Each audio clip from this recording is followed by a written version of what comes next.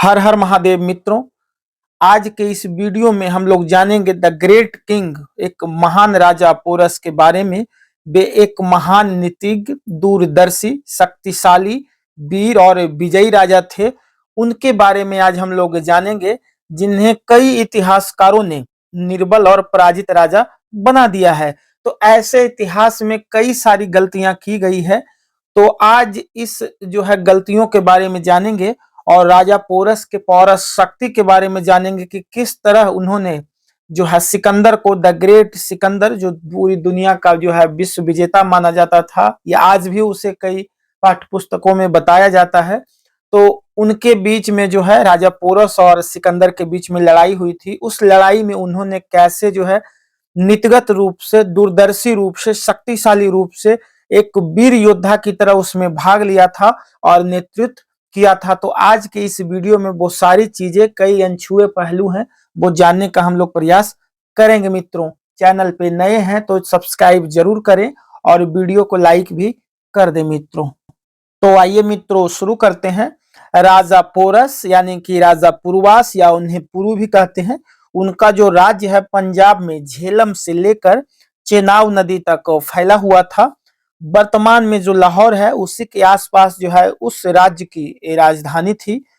राजा porous, उन्हें राजा पुरु भी जैसा कहा जाता है, पोरवा राजवंश के वंशज थे, जिनका साम्राज्य पंजाब में जो है झेलम और चिनाब नदियों तक जो है पूरा फैला हुआ था। दोस्तों, राजा पोरस और सिकंदर की कहानी काफी मशहूर है, आप लोगों ने भी सुनी होगी, जिसने न केवल ऐतिहासिक लेखों में बल्कि लोगों की जुबान पर भी इनके बीच जो युद्ध हुई थी वो कहानी आज भी याद है, और लोगों के बीच वो जो प्रसंग है आज भी सुना जाता है। आम जनमानस में वो कहानी जो है आज भी बताई जाती है, गौरव के साथ सुनाई जाती है। यूनानी इतिहास में न केवल सिकंदर के बहादुरी की प्रशंसा है, जबकि उससे कहीं ज्यादा पोरस की प्रशंसा की गई है। तो आइए आज आपको उस महान राजा पोरस की जीवनी से आप सबको रूबरू करवाते हैं। दोस्तों, राजा पोरस जो थे वो पौरवों के राजा थे और उनका साम्राज्य झेलम और चिनाब नदी के बीच में फैला हुआ था। पौरवों का जो उद्गम है वो महाभारत काल का माना जाता है। जैसे जो राजा चंद्रवंशी निकले वो चंद्रवंशी कहलाते थे। ययति नामक एक राजा इसी प्रकार के चंद्रवंशी राजा थे, जिनके दो पुत्र थे, पुरु और यदु। पुरु के वंशज पौरव कहलाए और यदु के वंशज जो है वो यादव कहलाए। इसीलिए राजा पोरस एक चंद्रवंशी राजा थे जो ययति का वंशज थे। चंद्रवंशी होने के कारण उनका पराक्रम और बल जो है वो अकल्पनीय था। पौरव ही वो शासक थे जिन्होंने फारसी राजाओं डेरियस और जर्कसीज को भी युद्ध में पराजित किया था। साइरस द ग्रेट इन्हीं युद्धों में भारतीय योद्धाओं के साथ युद्ध करते मारा गया था। दोस्तों, उसी समय राजा पोरस के समय ही सिकंदर जो है कई देशों में कई युद्धों को जीतकर विश्व विजेता का सपना लिए जो है वो भारत वर्ष की सीमा पर जो है आने की तैयारी में था, पहुंच चुका था। कई राजाओं के साथ उसने संधि की थी, कई राजाओं के साथ उसने युद्ध में विजय प्राप्त की थी। सिकंदर भी जानता था कि पोरस जैसे पराक्रमी राजा को हराना इतना आसान नहीं है, इसलिए उसने भी चालाकी किया, यानी कि धूर्तता का काम किया। झेलम नदी के किनारे उसने अपनी सेना खड़ी कर दी और ऐसा दिखावा करने लगा मानो वे लोग नदी पार करने का रास्ता ढूंढ रहे हों। कई दिन इसी तरह बीतने पर पोरस के जो पहरेदार थे वो थोड़े कम चौकन्ने हो गए और उसी के बीच सिकंदर जो है नदी की दिशा में करीब 17 मील ऊपर चलकर हजारों सैनिकों और घुड़सवारों के साथ नदी पार कर गया। मित्रों, पोरस की सेना अभी भी यही मान रही थी कि सिकंदर नदी पार करने का रास्ता ढूंढ रहा है, जबकि सिकंदर दूसरी ओर से जो राजा पोरस की राजधानी थी, यानी राजा पोरस की जो राज्य थी, वहां सीमा तक पहुंच चुका था। और अचानक से जो सिकंदर ने है पोरस की सेना पे हमला बोल दिया। ये उस समय जो है चालाकी उसने की थी, सिकंदर ने धूर्तता की थी। हालांकि उस समय बारिश का मौसम था, दोनों ओर से सिपाही योद्धा जो है उतर गए मैदान में युद्ध लड़ने के लिए। बारिश के कारण जो पोरस के रथ है मिट्टी वाली जमीन पर सहजता से आगे नहीं बढ़ पा रहा था और कीचड़ में जो है पहिया वो धंस जा रहा था। लेकिन पोरस की सेना में जो हाथी शामिल थे, सिकंदर की सेना को उसने पसीने छुड़ा दिए। पारस की जो सेना थी, यानी जो पोरस की सेना थी, उसने जो है गजब की तबाही मचाई।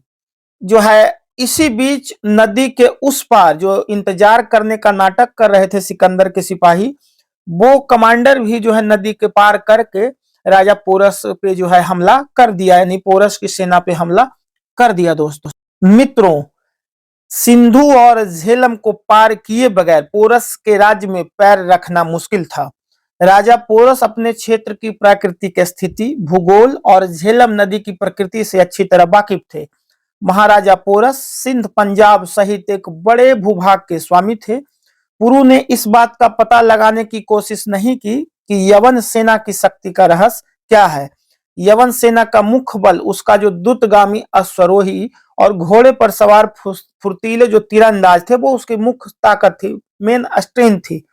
कई इतिहासकार मानते हैं कि पुरु को अपनी वीरता और हस्त सेना पर विश्वास था, लेकिन उसने सिकंदर को झेलम नदी पार करने से नहीं रोका और यही उसकी भूल थी। लेकिन यह इतिहासकार यह नहीं जानते कि झेलम नदी के इस पार आने के बाद सिकंदर बुरी तरह फंस गया था, क्योंकि नदी पार करने के बाद ही नदी में बाढ़ आ गई थी। मित्रों, जब सिकंदर ने आक्रमण किया तो उसका गांधार तक्षशिला के राजा आम्भी ने स्वागत किया था और आम्भी ने सिकंदर की जो है गुप्त रूप से सहायता भी की थी। आम्भी राजा पोरस को अपना दुश्मन समझता था। सिकंदर ने पोरस के पास एक संदेश भिजवाया, जिसने उसमें पोरस से सिकंदर के समक्ष समर्पण करने की बात लिखी थी। लेकिन जब पोरस ने सिकंदर की जो है इस खत का जवाब, उस सूचना का जवाब बहुत ही कड़े शब्दों में दिया था। मित्रों, हालांकि पोरस पर जो जानकारी उपलब्ध है वो कई यूनानी सूत्रों से है। इतिहासकारों ने तर्क दिया है कि उनके नाम और उनके डोमेन के स्थान पर आधारित पोरस को ऋग्वेद में उल्लेखित पूर्व जनजाति के वंशज होने की संभावना थी। कई इतिहासकार ये भी कहते हैं कि पोरस यदुवंशी सोरसेनी हो सकता था।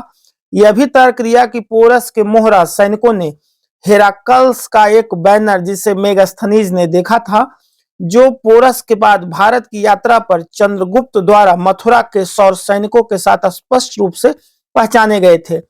मेगास्थनीज और एरियन के हेराकल्स कुछ विद्वानों द्वारा कृष्ण के रूप में और अन्य लोगों द्वारा उनके बड़े भाई बलदेव के रूप में पहचाने गए हैं, जो सौर सैनिक के पूर्वज और संरक्षक देवताओं दोनों के थे। तो इस तरह का जो है कई चीजें, कई इतिहासकारों के बीच में काफी कंफ्यूजन है मित्रों, और उसी को लेकर के ये सारी चीजें आज तक क्लियर नहीं हो पाई है। अगर राजा पोरस के जो है मृत्यु की बात करें तो कई इतिहासकार जो है पोरस को राजा परिवर्तक ही समझते हैं और उनकी मृत्यु जो है एक विषकन्या द्वारा हुई थी। वहीं कुछ इतिहासकार यह भी बताते हैं कि सिकंदर के एक खास सेनानायक यूदोमोस ने राजा पोरस को 321 ईसा पूर्व से 315 ईसा पूर्व समय काल में कत्ल कर दिया था, यानी मार दिया गया था। इसके अलावा एक तर्क यह भी है कि चंद्रगुप्त मौर्य के करीबी आचार्य चाणक्य ने पोरस की हत्या करवाती थी, ताकि आगे चलकर उनके विजय अभियान में रोड़ा न बन सके। पोरस नाम के महान योद्धा के जीवन प्रसंग में भले ही संदेह और रहस्य से भरपूर हो, लेकिन आज भी राजा पोरस के वीरता पर कोई भी जो है संदेह नहीं करता है। मित्रों दोस्तों, कई चीजें आज तक क्लियर नहीं हो पाई है। खुद विदेशी ही यानी ग्रीक फिल्म के निर्माता ओलिवर स्टोन फिल्म बनाकर सिकंदर की हार को स्वीकार कर रहे हैं और हम अपने ही वीरों महान पोरस का इस तरह अपमान कर रहे हैं। इतिहास सिकंदर को विश्व विजेता घोषित करती है, पर अगर सिकंदर ने महान पोरस को हरा भी दिया था तो भी वो विश्व विजेता कैसे बन गया? पोरस तो बस एक राज्य का राजा था। भारत में उस तरह के अनेक राज्य थे, तो पोरस पर सिकंदर की विजय भारत की विजय तो नहीं कही जा सकती। भारत तो दूर, चीन, जापान जैसे एशियाई देश भी जीतना बाकी ही था। तो फिर विश्व विजेता कहलाने का अधिकार सिकंदर को जो है कैसे मिल गया, अधिकारी वो कैसे हो गया? जब सिकंदर ने सिंधु नदी पार किया तो भारत के उत्तरी क्षेत्र में ही 3 राज्य थे। झेलम नदी के चारों ओर राजा अम्भी का शासन था, जिसकी राजधानी तक्षशिला थी। पौरस का राज्य चेनाब नदी से लगे हुए क्षेत्रों पर था, जबकि तीसरा राज्य अभिसार था जो कश्मीरी क्षेत्र में था। अम्भी का पोरस से पुराना बैर था, इसीलिए सिकंदर के आगमन से अम्भी खुश हो गया और अपनी शत्रुता निकालने का उपयुक्त अवसर समझा। अभिसार के लोग तटस्थ रह गए और इस तरह पोरस ने अकेले ही सिकंदर तथा अम्भी की मिली जुली सेना का सामना किया। मित्रों प्लूटाचार्य के अनुसार सिकंदर की 20,000 पैदल सैनिक और 15,000 अश्व सैनिक पोरस के युद्ध क्षेत्र में एकत्र की गई सेना से बहुत अधिक थी। सिकंदर की सहायता फारसी सैनिकों ने भी की थी और इस युद्ध के शुरू होते ही महान पोरस ने महाविनाश का आदेश दे दिया था। उसके बाद महान पोरस के सैनिकों तथा हाथियों ने जो विनाश मचाना शुरू किया, सिकंदर और उसके सैनिकों के चढ़ पर चढ़े जो विश्व विजेता का जो भूत था उसको उतार कर रख दिया। मित्रों पोरस के हाथियों द्वारा यूनानी सैनिकों में उत्पन्न आतंक का वर्णन कटियस ने इस तरह किया है, जरा सुनिए। इनकी तुर्यवादक ध्वनि से होने वाली भीषण चित्कार न केवल घोड़ों को भयातुर कर देती थी जिससे वे बिगड़कर भाग उठते थे, अपितु घोड़ों के जो है हृदय भी दहला देती थी, घुड़सवारों के हृदय भी दहला देती थी। इन हाथियों ने ऐसी भगदड़ मचाई, यानी राजा पोरस के सैनिक में शामिल हाथियों ने ऐसी भगदड़ मचाई कि अनेक विजयों के शिरोमणि अब ऐसे स्थान की खोज में लग गए जहां इनको शरण मिल सके। उन हाथियों ने कईयों को अपने पैरों तले रौंदा। उसके साथ साथ सबसे हृदय विदारक दृश्य वो होता था जब यह स्थूल चर्म पशु अपनी सूंड से यूनानी सैनिक यानी यवन सैनिक को पकड़ लेता था, उसको अपने ऊपर वायुमंडल में हिलाता था और उस सैनिक को अपने आरोही के हाथों सौंप देता जो उसका सर धड़ अलग से कर देता था। इन पशुओं ने घोर आतंक उत्पन्न कर दिया था। इसी तरह का वर्णन डियोड्रस ने भी किया है। विशाल हाथियों में अपार बल था और वे अत्यंत लाभकारी सिद्ध हुए थे उस युद्ध में। उन्होंने अपने पैरों तले बहुत सारे सैनिकों की हड्डियां और पसलियां चूर कर दी थी। हाथी इन सैनिकों को अपनी सूंडों से पकड़ लेते थे और जमीन पर जोर से पटक देते थे। अपने विकराल गज दंतों से सैनिकों को गोद गोद कर मार डालते थे। E.W. बैस का वर्णन देखिए। झेलम के युद्ध में सिकंदर की अश्व सेना का अधिकांश भाग मारा गया था। सिकंदर ने भी यह अनुभव कर लिया कि यदि अब लड़ाई जारी रखूंगा तो पूर्ण रूप से अपना तथा पूरी सैनिकों का नाश कर लूंगा। उसके बाद सिकंदर ने जो है पोरस से शांति की प्रार्थना की थी, जो इस प्रकार है। श्रीमान पोरस, मैंने आपकी वीरता और सामर्थ्य स्वीकार कर ली है। मैं नहीं चाहता कि मेरे सैनिक अकाल मृत्यु हो, काल के गाल में समा जाएं।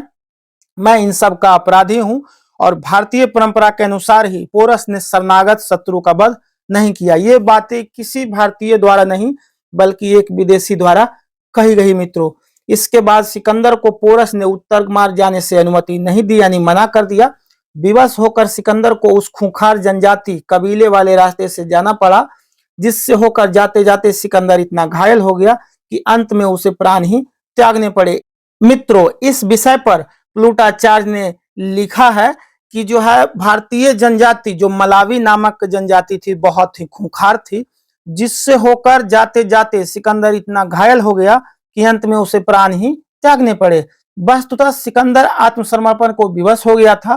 पोरस ने उसके द्वारा लूटी गई सारी संपत्ति जब्त कर ली थी तथा उसके सैनिकों को खाली हाथ वापस जाना पड़ा था। वे खाली हाथ वापस जाना नहीं चाहते थे।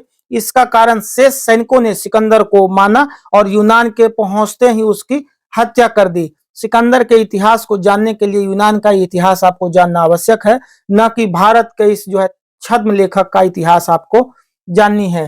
तो दोस्तों इतिहासकारों द्वारा कई चीजें घालमेल करके आज तक कई हमारे महान राजाओं का, वीर राजाओं का, योद्धाओं का इस तरह से वर्णन किया है कि वो हारे हुए राजा थे, पराजित राजा थे। तो इन सारी बातों को लेकर कई सारी चीजें जो है बाहर आनी है। इतिहास में जो कई सारी चीजें पाठ्य पुस्तकों में गलत लिखी गई है उसको सुधार करने की आवश्यकता है। तो इन सारी चीजों को लेकर सजग रहिए। जय सिया राम, जय सिया राम, जय सिया राम। मित्रों आज का ये वीडियो अच्छा लगा तो लाइक जरूर करें और चैनल को सब्सक्राइब भी जरूर करें। मित्रों हर हर महादेव।